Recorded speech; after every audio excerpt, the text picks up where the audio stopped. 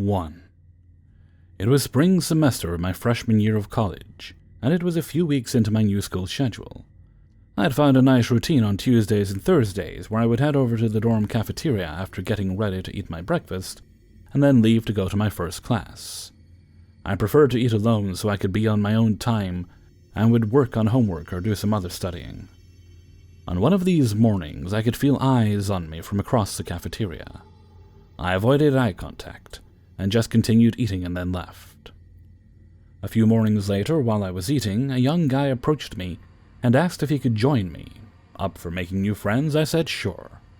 He was a nice guy and very eager, and I was happy to talk with him for that one morning. I thought this was just a nice little conversation, and we parted ways once I headed out to class. I could tell he was nervous, but hey, good for him. He had approached me, and that can be hard to do for most people. The next time I had that same morning class, I went to the cafeteria at my usual time, and he was already there, sitting at the table where we had 2 days prior, waiting for me. As I filled up my coffee cup, he noticed me and seemed excited to see me. I immediately felt uncomfortable that he would ambush my morning breakfast without my permission, but being the nice Midwestern girl that I am, I went and sat with him. This continued on for the next week, him waiting expectantly for me and us having small talk conversation.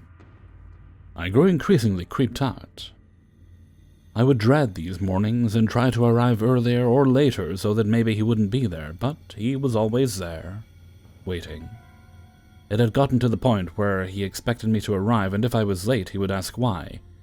He would ask about my school schedule and try to get together outside of our morning meetups that I hadn't agreed to in the first place, but I didn't have the balls to tell him to leave me alone. While getting ready on one of these mornings, I decided I had had enough, so I decided to skip the cafeteria and grabbed a muffin and coffee from a nearby coffee shop on campus.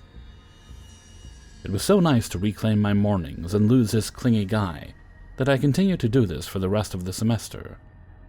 For the first few weeks, I wondered if he would be upset with me and was worried that maybe he would retaliate. But at the same time, I had to remind myself that I didn't owe him anything. I made sure my friends knew all about him, and my boyfriend at the time knew about him too. I showed them his picture just so they were in the loop. About a month later, I was walking on campus when I saw him in a crowd of students. The feeling I got when I knew he saw me was a pit in my stomach. He called my name and I did a little wave, then quickly walked in a different direction. The rest of the semester I walked around campus keeping an eye out for him. He had dyed his hair at one point, so he was easy to spot. Anytime I would see him, I would start sweating and get nervous. I'll never forget that creepy feeling he gave me.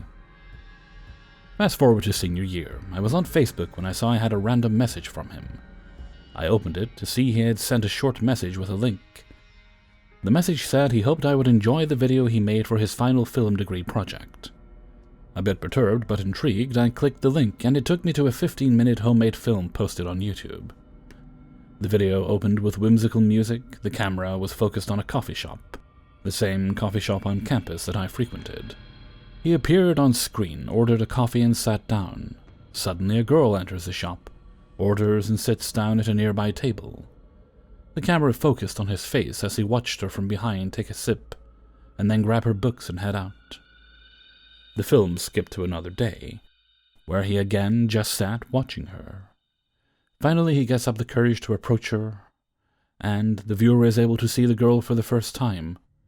The actress looked just like me. Similar hair, skin tone, and smile. She introduced herself to him with my own name. When he asked questions to her, she replied with my exact answers. She kept flipping her long hair and smiling. He looked entranced. The music swells like when the characters in The Sims fall in love or make out. The talking faded away and the camera focused on both of their smiling faces. While I watched, I realized he had a completely different impression of our encounters. In his world, my answers to his general questions made him feel like I was flirting with him. The film skipped forward and implied that the two met often until one day she doesn't show up. And again the next day she still doesn't show up. The look on his face was disturbing. He wasn't just sad, he was upset. The camera then follows him to his apartment where he proceeds to look her up on Facebook. He finds her profile. My own personal profile showed up at the top of the searched history. and is looking through her pictures while he smiled. He then stops when he sees "in a relationship." The music stops. He breathes in deeply. Suddenly he screams, wails, and throws his computer keyboard across the room. It was cringy and uncomfortable to watch. He gathers himself and then, with the help of his roommate, hatches a plan.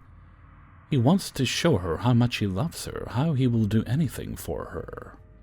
He goes to the roof of the building and proclaims his love for her.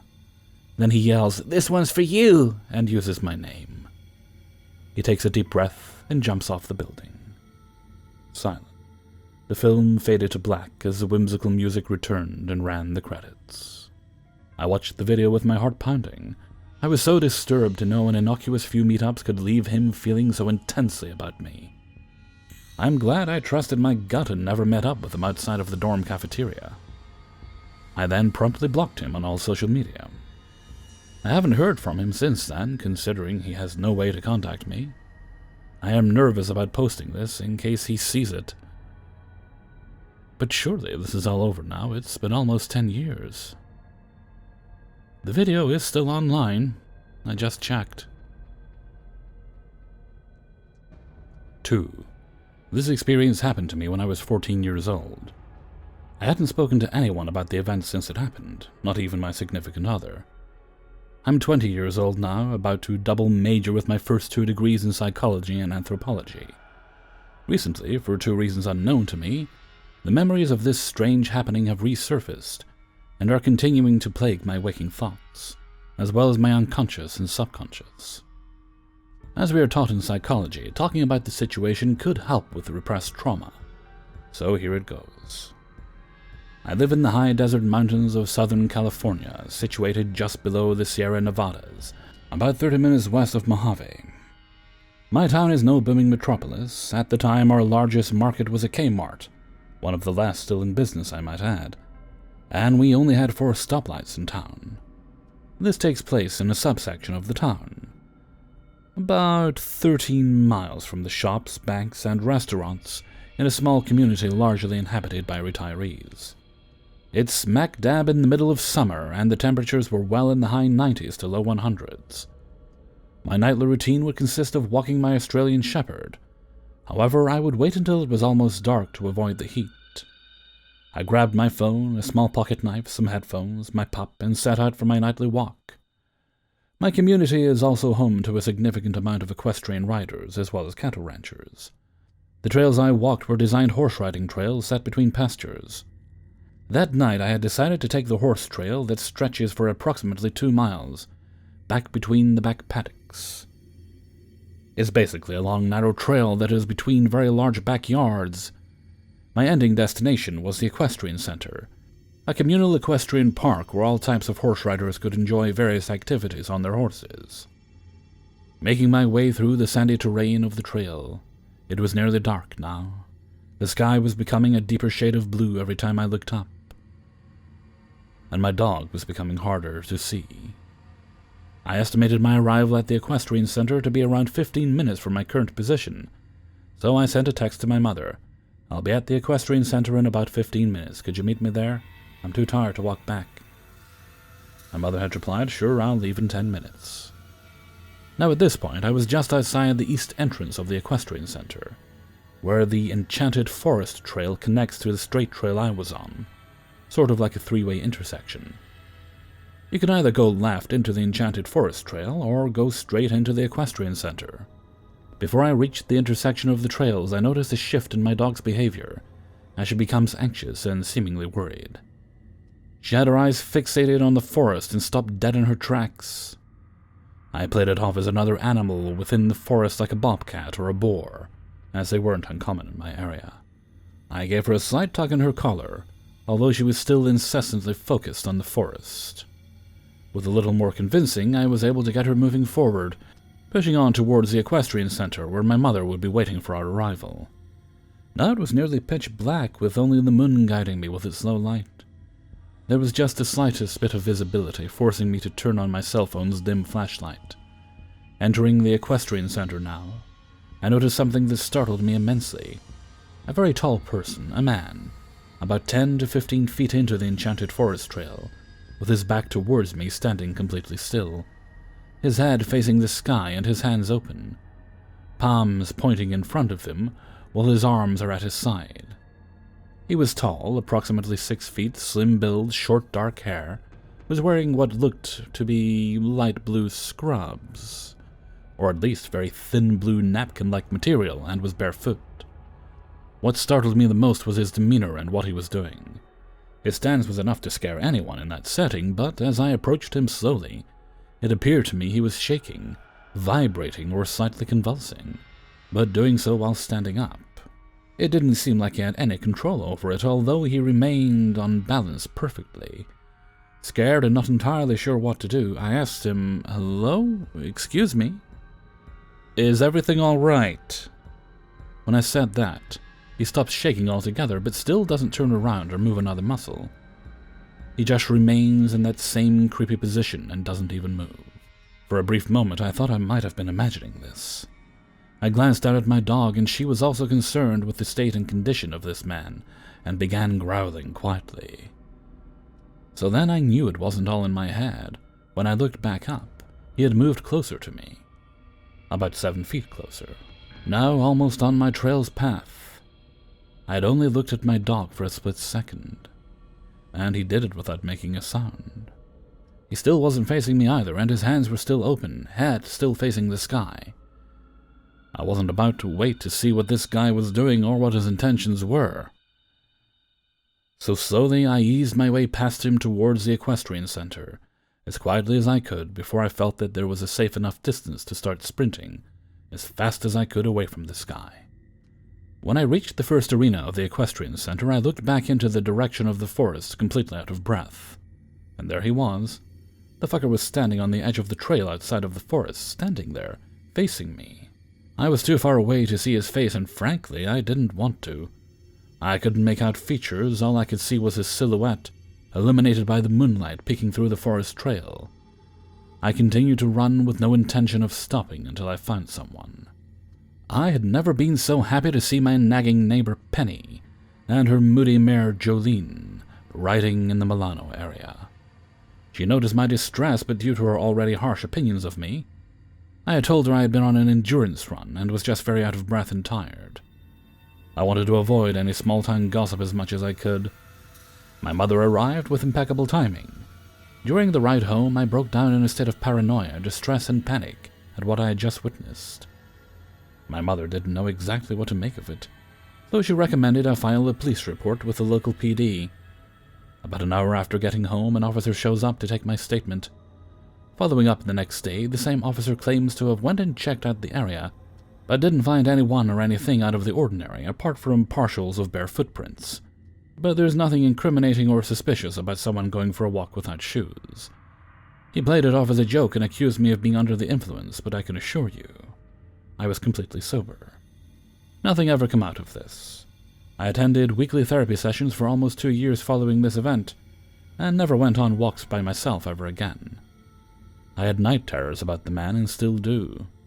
I don't know what to make of it. I don't know if I ever will.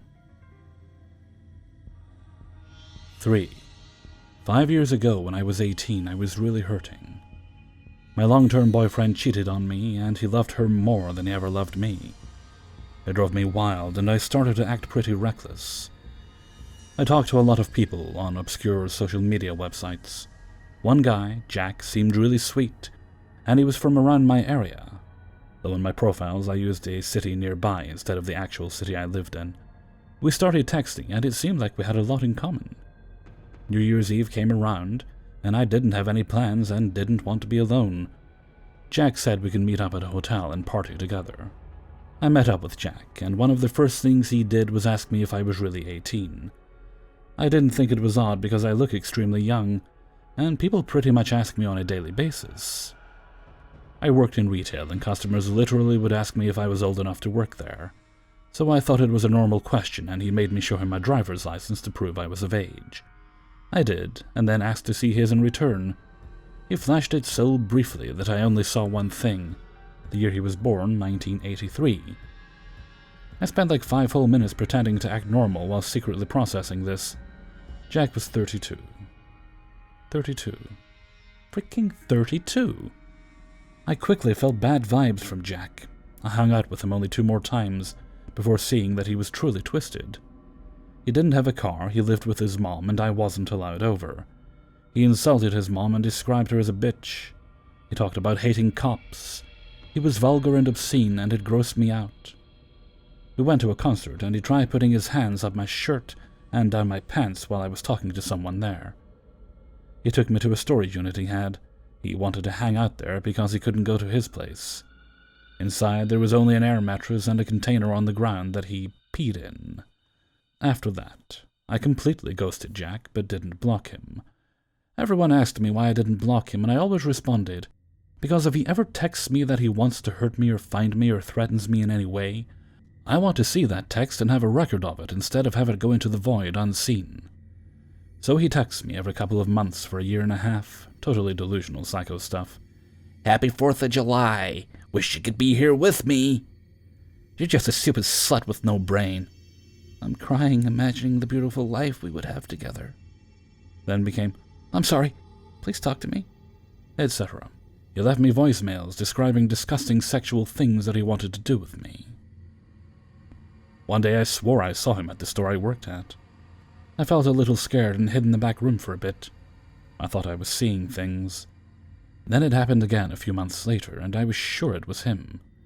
But he didn't see me. A few days later, one of my coworkers told me someone named Jack came in here looking for you, but you weren't there. I told him you weren't in that day. He asked for your schedule, but I said I didn't have it. That's when the terror hit me, and the reality set in that I was not safe. I went with my friend to buy pepper spray that day. On the way there, my friend asked if I ever Googled Jack. I said it hadn't occurred to me. I did right then, and there were a bunch of articles that came up that described how he sexually harassed, threatened, and assaulted women. He had a serious record, including strangulation, slashing tires on cop cars, all kinds of assault and battery, breach of peace, trespassing, etc. There were news articles about him sending sexually explicit pictures to underage girls. I saw his mugshots. Seeing Jack's mugshots online was another reality check.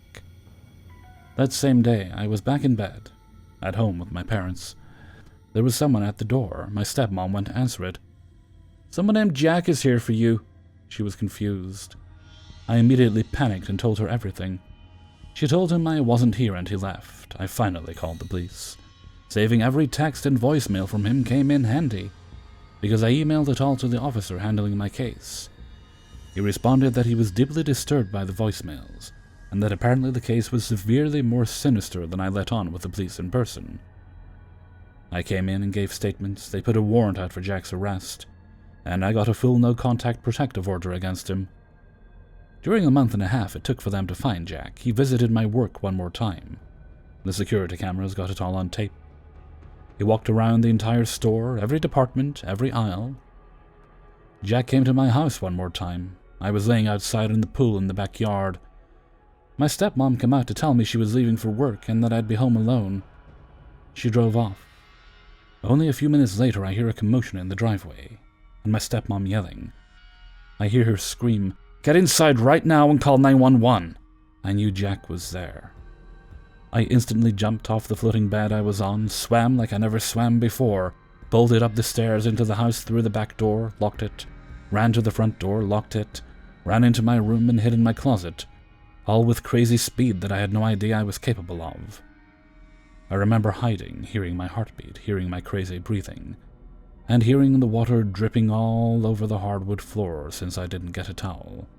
When my stepmom came in, she told me on her way to work that she saw a car that looked like the one Jack had when he came over to see me that other time, and on a hunch, she turned around and followed him back here. That blows my mind. If she didn't notice that car, make that connection, feel that slight gut feeling, turn around and risk her job, I don't know what would have happened to me. That was my last encounter with Jack. Haven't heard from him since, but I'm still in fear constantly. He is awaiting a criminal trial. Please, Jack, let's not meet again. Ever.